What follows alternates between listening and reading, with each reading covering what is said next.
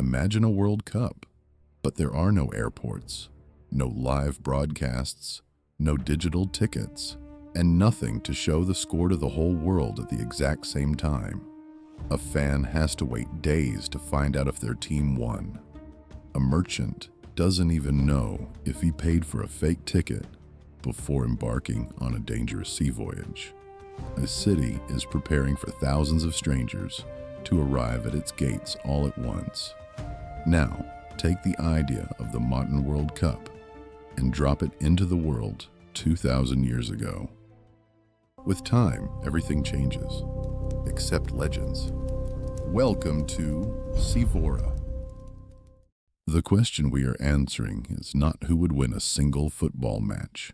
The real question is this: in a world without television, airplanes, the internet, and instant news, how would a global tournament between the world's greatest powers actually work? Delegations would have to cross oceans on wooden merchant ships.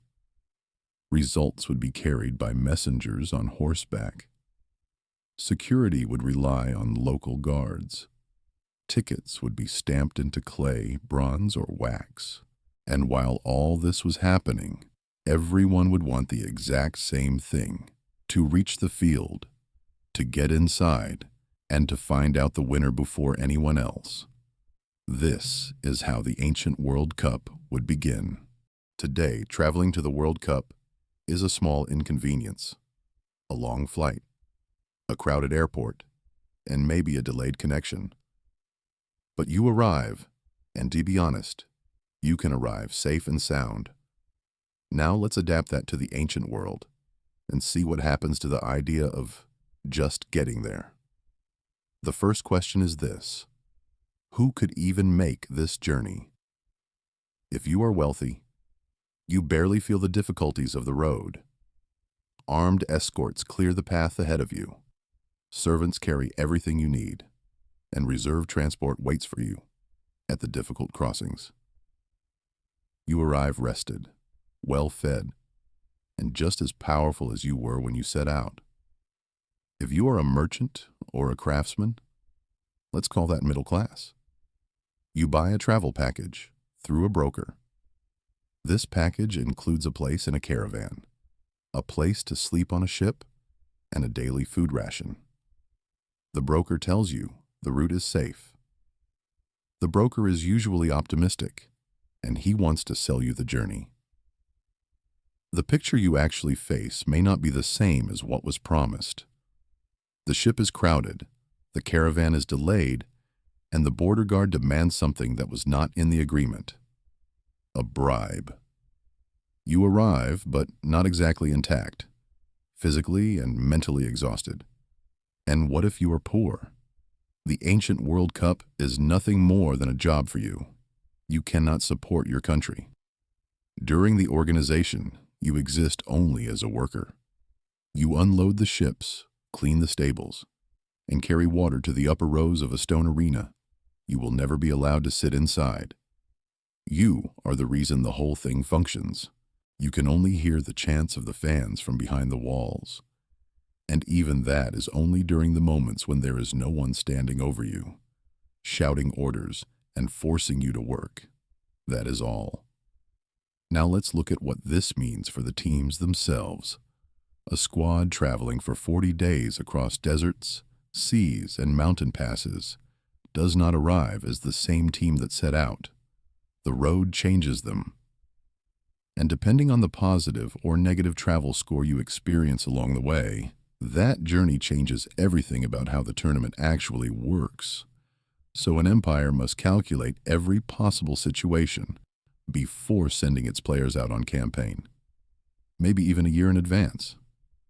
The route of the roads and the expected dangers along that route, attackers, bandits, must be anticipated.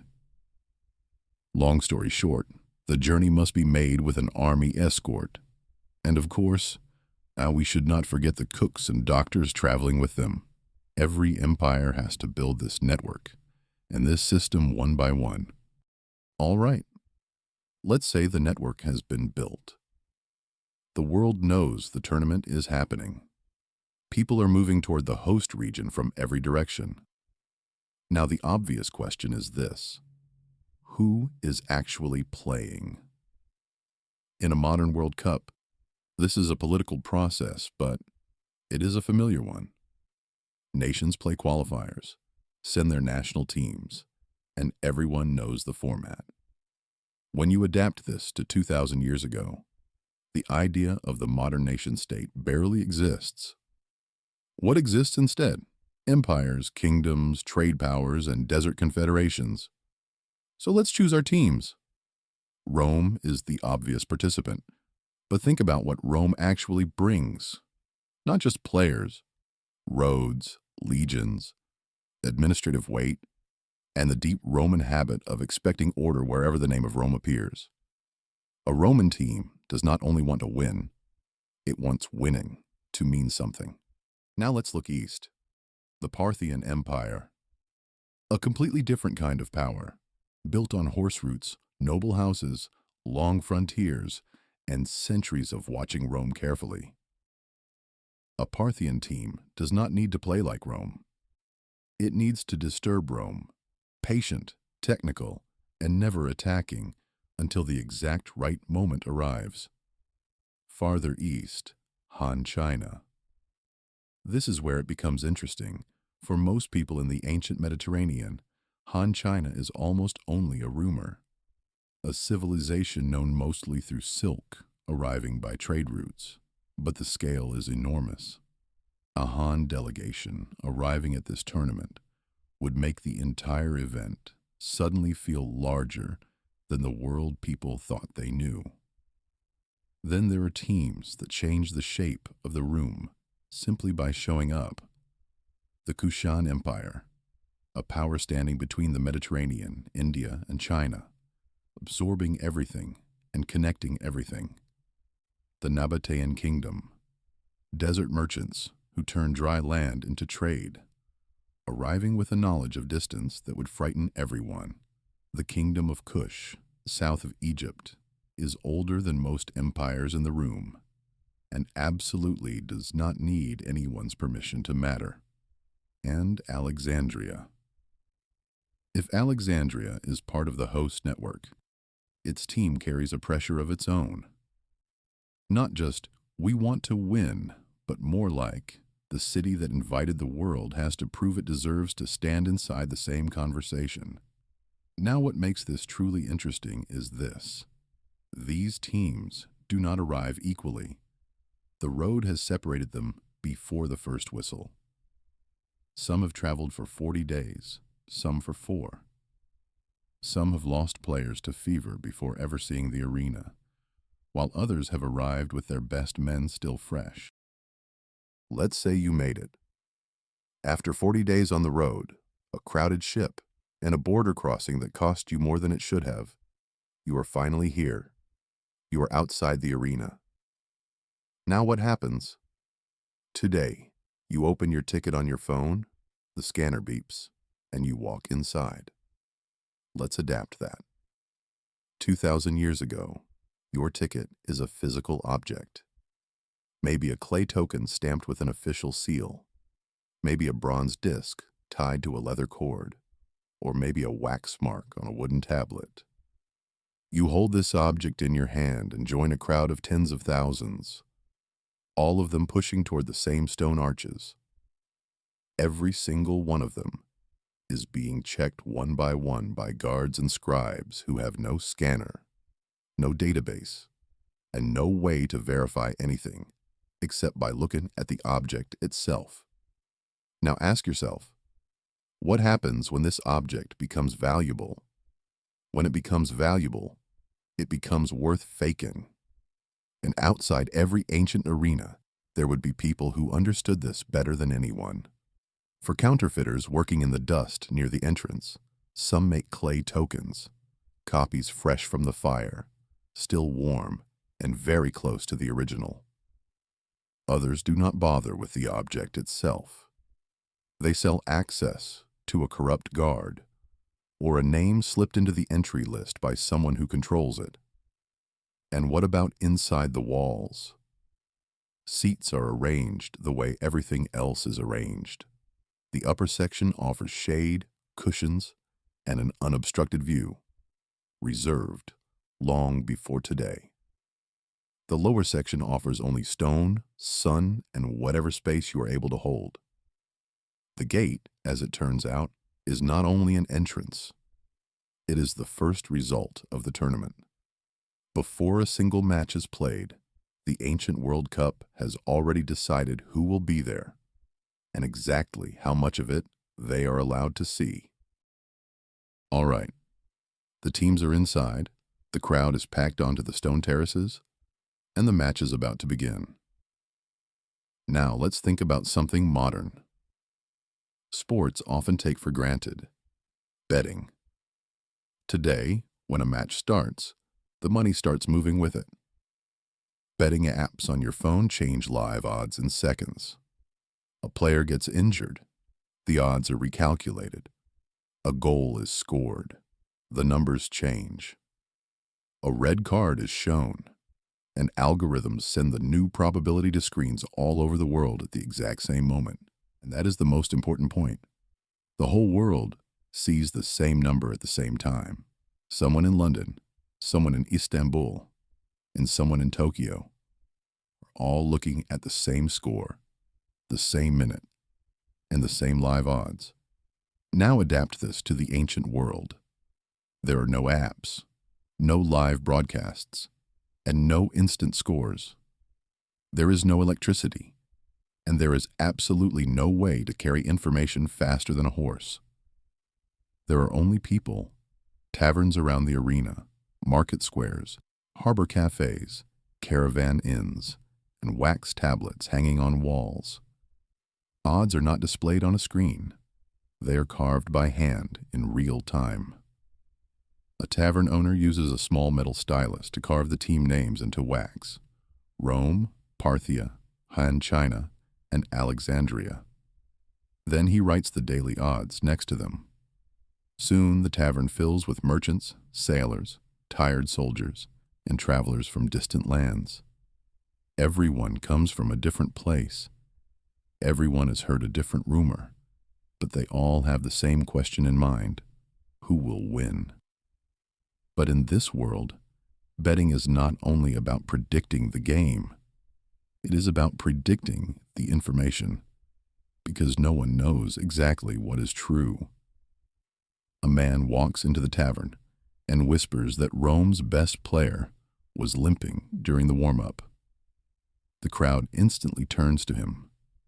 The tavern owner looks at the wax tablet, waits for a brief moment, and then wipes the old numbers away with his thumb. The wax softens, the number disappears, and a new number is carved in its place. Rome is now a bigger risk, and money starts flowing toward Parthia. Then someone else walks in and says the limping player was not Roman, but from Han China. The crowd stirs again, the whisper spreads again, the wax is wiped away once more, and the odds change again. Today, an algorithm does this. In the ancient world, gossip does it, and sometimes gossip is faster than the facts. Before the match even begins, the money has already changed sides. Now imagine a goal being scored on the ancient field. The terraces jump with joy, dust rises into the air, and people shout. But outside the arena, only a few streets away, some people still do not know what happened. A tavern owner is watching the door when a child runs in and shouts that there has been a goal. But who scored it? He does not know. He only knows there was a goal. That is how ancient betting works. With half information, late information, wrong information, and money moving between all three. But the real breaking point begins when the match ends. Because when the game is over, the result does not spread across the world at the same time. The result leaves the arena with a messenger. A single messenger carrying a sealed tablet, perhaps with a few guards beside him, moving only as fast as the road allows. And this is where the most dangerous space of the tournament opens. The gap between what happened and when the world learns about it. The final whistle has blown and the winner is known, but the port city across the sea does not know it yet. The caravan town inland does not know it. The bettors in distant markets do not know it. They may still think the match is being played, or worse, they may believe a false result is true. Now imagine a merchant with fast horses. This man knows the right people inside the arena. He is close to a scribe, a guard, or someone from one of the team delegations. He learns the result at the same time as the official messenger, maybe even a few minutes earlier, and leaves immediately. He does not wait for the celebration, and he does not care about the ceremony, because for him, the real match has only just begun. He mounts his horse and rides into the night. The official messenger has to use the main road, travel with the sealed tablet, identify himself at checkpoints, and answer to local authorities. The merchant knows shorter routes. He knows which gate to leave from, which inn has fast horses, and which guard can be bribed. Before the official result reaches the harbor, he is already there. The odds in the market are still written according to old knowledge and rumors. Everyone thinks the match is uncertain, and some believe the wrong team is the favorite. The merchant quietly places his bet. A massive bet. He does not need to cheat. He has not paid a player. He has not bought the referee. And he has not fixed the match. He has only moved the information faster. In the ancient world, that is enough, because information depends on the speed of the road, and whoever crosses the road faster owns the truth. Of course, not everyone is that patient. Some people do not learn the result. They invent it. In a harbor, someone whispers that Parthia has won. Someone else hears it. Then a tavern hears it. Then the market square hears it. And within an hour, the entire city is talking about a Parthian victory. But in reality, Parthia has lost. It does not matter, because the money has already moved. In the market square, a fake tablet carrying a false official seal is shown to the crowd. The crowd believes it. The odds collapse and people panic, trying to pull back their bets and protect whatever they can still protect. Some people make fortunes, while others lose everything. A messenger is paid to move a little more slowly. Only a delay of one day, maybe only a few hours. But those few hours are enough to change all the odds in a distant city. In modern sports, we would call this an information advantage. In the ancient world, it is almost an invisible weapon, because the match played on the field ends, but the journey of the news continues. While the news is on the road, the result can still make money, deceive people, and completely reverse the expectations of an entire city. That is why the ancient World Cup is not played only on the field.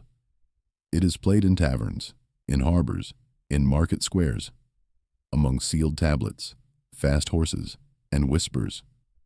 And that gap, the time between the final whistle and the distant city that has not heard it yet, would be where some of the most profitable matches of this tournament are actually decided. Now let's come to the final. In modern football, the final ends. The referee blows the whistle, and the players collapse onto their knees. One team cries while the other embraces. The trophy is lifted, confetti falls, and cameras broadcast the whole moment to the world in close-up. The world talks about it for a few hours. Then, slowly, it moves on. Now let's adapt this to the ancient world. Here, when the final ends, no one can immediately move on, because everyone is already on the road. Ships are waiting in the harbor. Caravans are gathering their loads.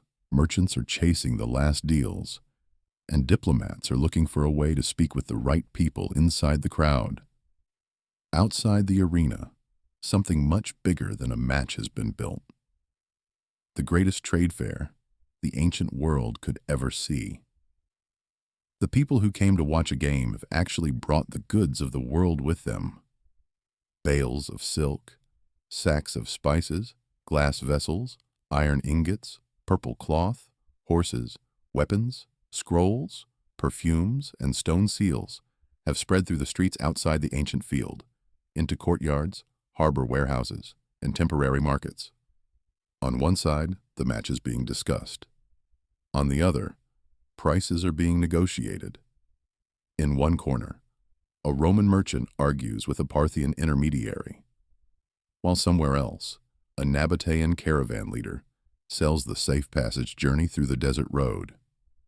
A Han envoy watches who will receive the next shipment of silk, while a Kushite representative calculates which table will now discuss the gold coming from the south. Because this tournament has not only brought teams together, it has also gathered the focus of the world in one place. And in the ancient world, focus is power. Do not think of this like a modern cup. Here, the champion's greatest reward is not a medal trophy. The real reward is that everyone says its name at the same time. If Rome wins, this does not remain only a match result. Rome carries it onto the roads, stamps it onto coins, tells it in victory processions, and carves it into temple walls. The message is clear. Order came with us. The world gathered on our field, and we won. If the Parthians win, the message takes another shape.